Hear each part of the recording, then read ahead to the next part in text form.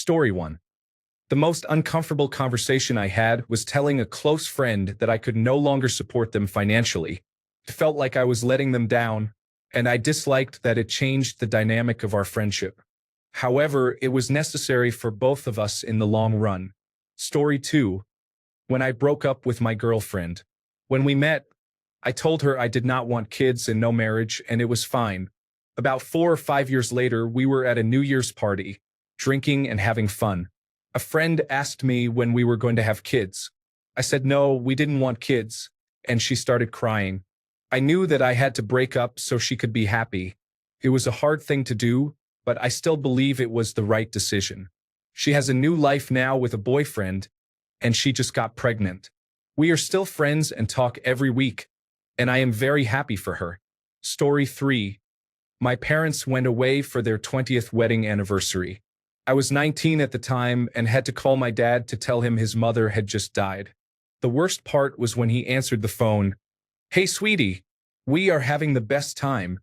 He then proceeded to share all the exciting things they were doing and seeing, and how much fun they were having. It was physically painful to have to tell him. Story 4. As a manager, I had to speak to an employee about their performance after receiving complaints from several coworkers. Story 5. I went out on a date with a guy. He smelled terrible. I knew it wasn't body odor, but I couldn't quite identify the smell. It was kind of like mothballs, but more pungent and heavy. I could have just walked away and never seen him again, but he was very smart, and I enjoyed the date itself. So, I told him how uncomfortable it was for me to bring up the topic. I explained that I liked him and wanted to see him again, but there was a very strong smell that I was sensitive to. It turned out it was his cologne, which contained frankincense, a scent I dislike. Things didn't progress for other reasons, but it was a good experience to address an awkward subject early in the dating phase. Story 6. I owned a gym, and my co-owner was seen dancing at a bar with one of our members. An awkward conversation followed. Those two are now married. Story 7. I had a conversation with a deceased friend and a large bunny in the Arizona desert. Then the peyote wore off. Story 8. Explaining sex and body parts to my 9-year-old daughter was challenging. When I reached the part that required an explanation of what a penis is, what it does, and what it looks like, I felt confused and embarrassed about how to describe it. She turned to her dad and said, "Why don't you let Dad explain what a penis is? He's the one who has one." Another uncomfortable conversation arose about a week later when she told her 6-year-old male cousin that he would have to start his period one day. I guess I missed the part in the last conversation where I should have explained that this only happens to girls. Story 9. I went out to grab sandwiches and discuss music theory with a friend from music school. We were working on a project together. He thought it was a date, but I wasn't interested. He became obsessed with me and wouldn't stop texting, asking where I was, and why I wasn't replying to his non-school related messages if I took more than an hour to respond. He asked me out 4 times that week, and a bunch of his friends requested to follow me on social media. Finally, I had to tell him I wasn't interested, but he wanted me to do it in person. We went outside behind the building, I laid down the law, and then we left. It was quite awkward. Story 10. I told my best friend that I was in love with them. The only reason I opened up was that I wanted them to be able to set boundaries with me and feel more comfortable, knowing they didn't feel the same. I hesitated to share my feelings, but I have some mental health challenges, and I was afraid I would accidentally express it in a less constructive way later on. I decided to be open about it to prevent future complications.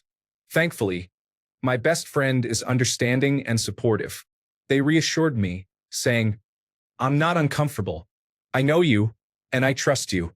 I know you'll respect my boundaries, and I trust that you don't have any expectations." Our friendship has remained intact, which is a relief. Having them as a friend has always been more important to me than having them as a partner. It wouldn't have worked out for various reasons even if the feelings were mutual. We continue to check in with each other about how we are feeling and even share a laugh about it sometimes. Story 11. My friend and I had just begun an hour-long drive when he admitted that he was attracted to animals. Story 12. I experienced burnout and severe depression at 14. While it wasn't easy, it was life-saving to tell my mom that I needed help. Story 13.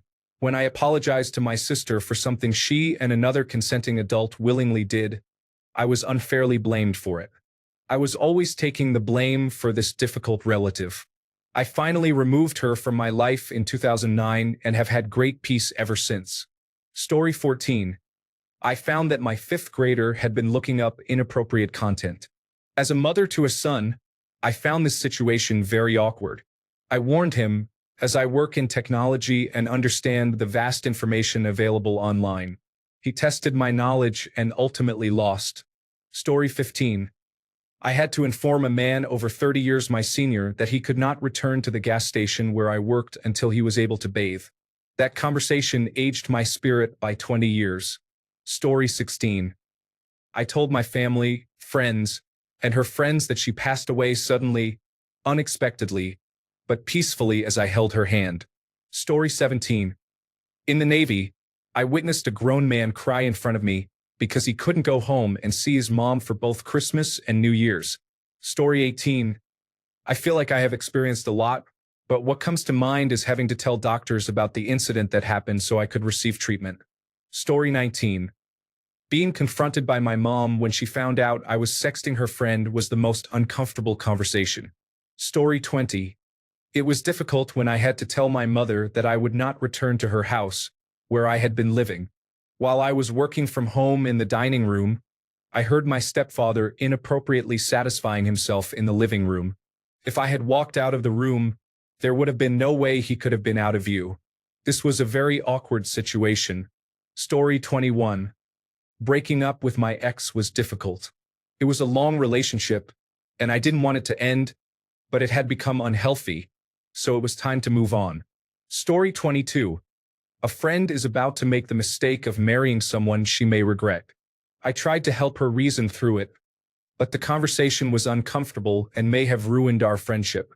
However, I felt it was important to voice my concerns before she went through with it. Story 23. I found two coworkers engaging in inappropriate behavior and had to terminate their employment. This was not their first offense. They had been previously warned after being caught by others. When I discovered the incident, it was the final straw. Security escorted them off the premises. Although I did not comment publicly, everyone knew the reason for their termination, especially in a small town. I was relieved to move away shortly after, as the situation was quite chaotic. Story 24. My friend recently broke up with his girlfriend, which was unfortunate as they got along well. However, it was a messy breakup because she accused him of domestic violence, which was completely false. She turned out to be extremely emotionally abusive, and it was distressing to hear the lies and slander she directed at him. My friend was devastated. For a while, he still hoped she would take him back. I had to sit him down and tell him that she had betrayed him significantly, and if it were me, I wouldn't take her back. A similar situation happened to me a few years ago. Eventually, he started to realize that she was the problem and that he needed to move on for his own well-being. Now, he is in a better place and is happier. Story 25. My first conversation with the family of a rapidly decompensating patient transitioning to end-of-life care was challenging.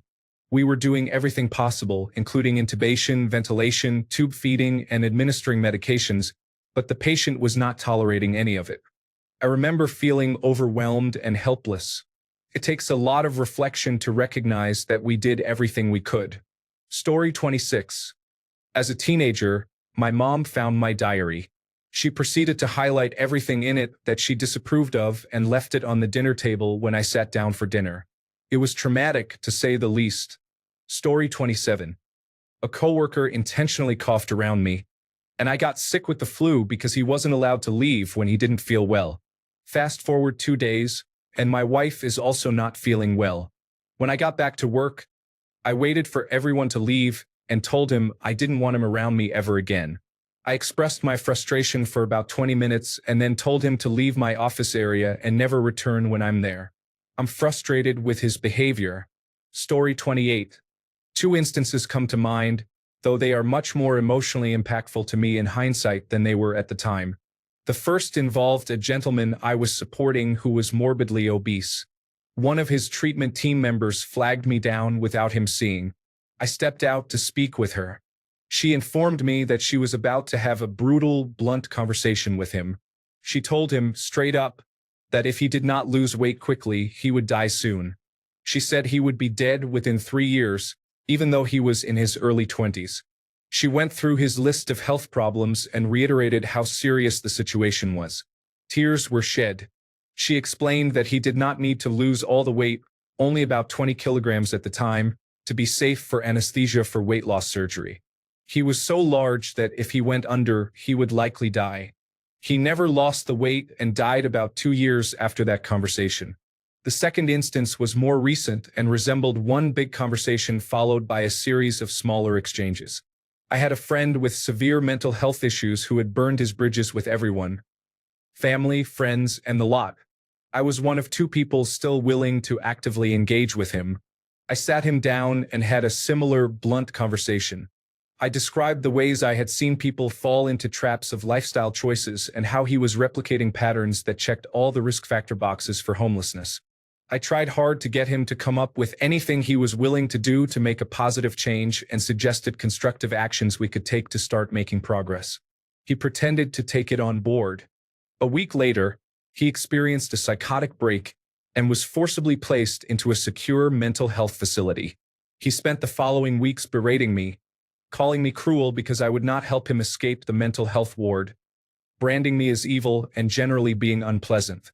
I told him I would help him further once he engaged with the professionals who were already trying to assist him. He realized he would not be bailed out by me, and I left it in his hands. A few days later, he was released and went straight to a nearby mountain and jumped to his death. Story 29. I snuck over to my girlfriend's house in high school without her mom knowing. I didn't have a car, so my friend dropped me off in the middle of the night. We ended up having sex, and I took her virginity. I had never been with someone who still had their hymen intact, so when I inserted, she bled on the front of my pants while she was sitting on top of me. We fell asleep, and her mom found me in the morning. She drove me back home with my friend's newly devirginized blood all over the crotch of my blue jeans. That whole ride was the most awkward experience of my life. Story 30. Breaking up with a girl who was emotionally unstable and dependent on me was challenging. She was often cruel, took a lot, and did not reciprocate. Following our breakup, she experienced a complete collapse. It's a difficult situation that I prefer not to share in detail. Story 31. My sisters and I are telling my mom she has cancer. It is uncomfortable, sad, and brings about an awful feeling that no one wants to experience. Story 32. I had to listen to my wife's explanation that she lied to me for years about her sexual past before we married. Finding that out destroyed our marriage. She waited until all of our children were born to tell me, hoping I wouldn't leave her. Story 33. I informed my sister that her daughter's husband tried to assault me. She called me a liar, so I decided to completely cut ties with her and the rest of the family. They only believed me 8 years later when he admitted it to them. I still haven't received an apology, so I am maintaining my no contact with them. Story 34. My son was 10, and we felt it was time to let him know about Santa. I explained that nothing would change. There would still be gifts under the tree and in the stocking, just that they were coming from us, not a fictitious character. The previous year, he had caught me putting gifts under the tree, and quick thinking led me to say that since we don't have a chimney, they get dropped off on our porch. The talk didn't go well. He was crying and felt betrayed. He called me a liar and wished I had never told him. For days, he said he hadn't forgiven me yet. That didn't stop him from telling me what he wanted for Christmas. Though, he did get over it eventually, and we joked about it at Easter. But that's a conversation I'll never forget. Story 35. I worked for a popular mentoring program as a counselor, where I matched adults with at-risk youth based on interests and availability, providing support for those relationships. The most awkward conversations occurred when I had to call an adult and inform them that the child wanted to be paired with someone else. This usually happened because the child did not connect with the adult, and the adult often had no idea. Story 36. We were informed that a family member was dangerous and we had to stop making excuses for this person. I had to make this clear to an older relative, and I could feel her pain and disappointment. The situation broke her heart multiple times. She was upset that this person had turned out that way, upset that she couldn't change it, and she did not want to accept that I could not afford to enable the person's manipulation and wrongdoing. People often do not want to believe a clinical psychopath is in their lives until they witness a disaster or tragic outcomes. Story 37. I told my fiancée that her mother had passed away. It is even more shocking that she died from the flu while living in Florida and refused to see a doctor. Story 38.